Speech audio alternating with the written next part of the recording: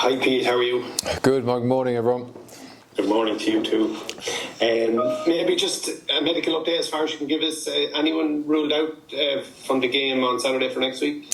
Yeah, look, Jack Carty obviously had that nasty facial laceration. He went off to hospital on Saturday evening and got that fixed up. So there's a good chance he'll miss a week or two. But we will have him assessed over the next couple of days and get a definite on that. He's probably the only major concern coming out of that game. A few bumps and bruises, but otherwise pretty good. We saw Mac, it was pictured in the crowd anyway. What's the latest on him as regards that calf injury? Yeah, look, the calf's fine. He rolled an ankle actually at the end of that game, or the end of his participation in that game. That was what brought him off the field. So he might need a couple of weeks rehab around that. He's obviously got his allocated leave time now as well. All of those international guys have got 3 weeks break, so they're into week 2 of that now. So he'll start on that rehab, get a head start on it, and we'll manage that over the next month as he goes. Just on the balance between getting Mac and Bundy and Finlay back, is if their bodies are good to go and they want to play, is that just it, or how do you balance off the emotional toll? I know you spoke a little bit about it, but individually, have you spoken to guys who just want to get back on the horse straight away? Yeah, look, I've spoken to all 3 of them, and we've had good chats around where they're at physically, where they're at mentally, and obviously what the next couple of months look like for us as a team here as well. I think the great thing is all 3 are desperate to get back and play as quickly as possible. So, for them, there's obviously the disappointment, everything that came with that World Cup campaign. But at the same time, I think they all realise that once they've had a bit of a break, which they're obviously in the middle of now, then the best way, I suppose, of moving ahead is to get playing again. So that's great news for us. I think as well they recognise the excitement that's around the place and at the moment in terms of what Connacht are doing, and they're desperate to play their part in that as well. So as and when their bodies are good to go, I think the minds will be good to go, and we'll look forward to having them back. And I know obviously there's no such thing as a perfect game. Even if you win a game by 50 points, you're always looking at something. But for yourself, with the new coaching ticket and a number of debutants, was it 6? Must have been a very pleasing performance to take and build on. Yeah, it was very pleasing. I think, I said to the coaches this morning, I'll say the same thing to the players when we meet at lunchtime. I think it was super important for us to win, and it was super important not just for us to get a bonus point win at home in front of obviously our fans, but also to, in that first half at least, show some glimpses of what we want to be about this season. It wasn't perfect by any means, but I think there were enough snapshots of what we're trying to do in attack, of some really good defensive sets, some penalties won, and some real ballast around the set piece as well. That there was enough there to show our supporters and the outside world, how we want to play this year. So that'll only get better, and we'll keep developing that and build that over the weeks to come. But I think that was the crucial bit, is to show what sort of teams we want to be. And we got enough of that. It obviously dropped off in intensity a little bit second half, but I was pleased with that. And as I said, super important to win in front of the home fans, and it gives everyone a vote of confidence in terms of the work we've done over those 15 or 16 weeks leading into it. And maybe Caelan, I know the headlines will come for Caelan for a really quick hat-trick, but did you see that extra buzz up from him? He was in the Ireland squad and just on the fringes, but he must have been guiding to get back and to show what he could do on the pitch as well, and especially pleasing for him.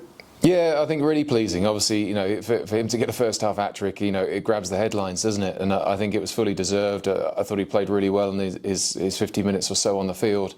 Look, in terms of his own motivation, it's probably more a question for him, but he's that sort of character. He brings so much energy to the group and so much energy to the game.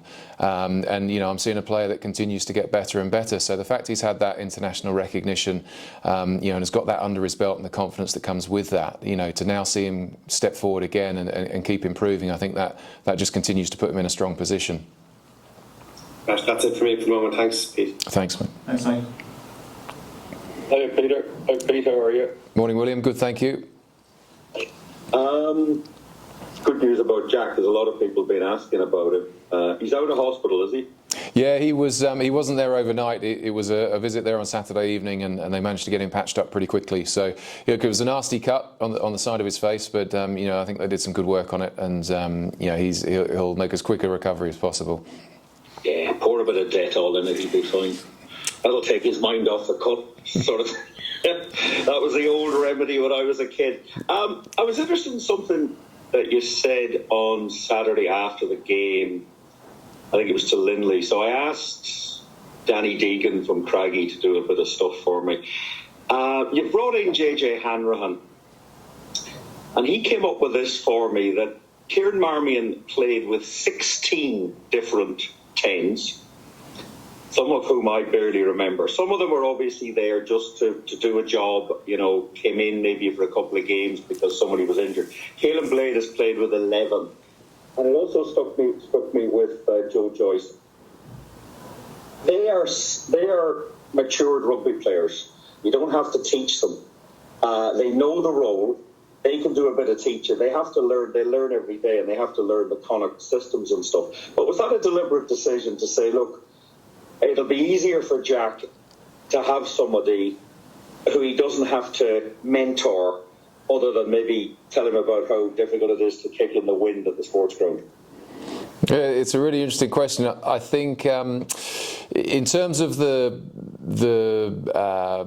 pressure or the extra workload that comes with mentoring younger players, I don't know if that's a factor so much as I think everyone in the squad is doing that in their own ways. For some guys, it's small conversations amongst the front rowers. For other guys, there might be a more formal relationship where they're actually meeting with a younger player in their position and talking through training footage with them or dissecting games with them. So I think that bubbles away anyway, and I think if you're running a decent program, you're trying to nurture everyone to be contributing towards that.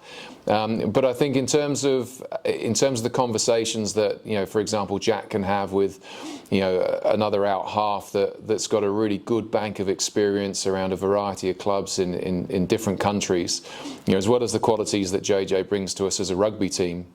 And as well as his own leadership ability. It's a great resource for Jack just to have conversations with. And I think what you'll see with Jack and JJ is not only do they already have a massive hunger to keep improving, that neither of them are at the end of their careers, but it's probably fair to say they're in the second half of their careers. But you've got two guys there that want to keep getting better. And I think to have access to each other, not just in pushing each other along at training and trying to drive the standards in terms of that competition for a place, but also the conversations they can have and picking each other's brains. I think that's only a positive. Then in turn, you mentioned some of those other guys that we've brought in. It's leadership qualities and it's experience that you're bringing to the group as a whole. So I think there's so much upside. For us, a lot of the time we're bringing in guys that rough diamonds we might want to polish. There might be young guys that have come through our system that we want to bring through to the pro team and turn them into the next Jack Carty and so forth. But I think to have that opportunity to bring in some experience at the very top level is invaluable for the group, and I think it's important for us to keep us driving forwards. Just looking ahead to Glasgow, they got off to a great start. They took Leinster very easily. They've got some of their Scottish players back already. I don't know what that says about player management, but maybe they're playing the home game, they won't travel, but they're going to be a different animal. You feel at the end of the season they'll be competing, whereas the Ospreys might just be bobbing along at that stage. Glasgow have that look about them. They let themselves down a little bit last year, they would feel, in the quarterfinals. Yeah, I think Ospreys and Glasgow are probably just at very different stages of their journey. You've got Ospreys who've been through this period of transition and rebuilding, obviously with some experienced guys that played against us on the weekend, but a lot of youth as well, particularly off the bench. And I think, Toby Booth there is pretty excited about some of those guys coming through. So they're probably at the start of their journey. For Glasgow, I know, Franco Smith came in pretty late in pre-season last year. They wouldn't have had much time to bed in his philosophies and way of playing. Whereas this time around, they've had a decent lead in, albeit without those internationals, but they've had all of last season and then this pre-season to get aligned on a plan that's now been in there for more than a year. So I think they'll be looking to kick on as a result of that. I think the fact they got so many Scottish internationals back for that game yesterday against Leinster is probably no coincidence in terms of how they're going after this season and how they want to start the season. So that when you come up against them, as well as that growth they've had over the last year, you're playing pretty much a 15 of international players, and we need to approach it with that sort of respect and that sort of mindset that it's going to be a different type of challenge, but we'll need to get better from where we were on the weekend. And I think if we do the right things this week, then we'll improve as well. So it's a really exciting matchup. Final one for me, is David Hawkshaw likely to be the outside half cover for the weekend? Well, it depends what we do. We've got lots of options there. We've got a lot of our guys with Dave Hawkshaw, Tom Daly that can play 10. Carl Ford's played 10 previously as well. So we've got plenty of cover there if we need backup options. It's probably a decision how we use that wider bench and what we do in that space and how we think the game will go in that last 20 to 30 minutes. So we do have a few options and we'll give those a go this week and develop that plan as we go. Lovely. Thanks, Pete. Thanks, William. Cheers. Just one from me, Pete. You looked at 6 players. 6 players got new caps at the weekend, which is the most since 2011 when Eric gave 7 players caps. Are we likely to see anyone else get a chance? Does Michael McDonald have a chance, or a chance of making into the squad this weekend?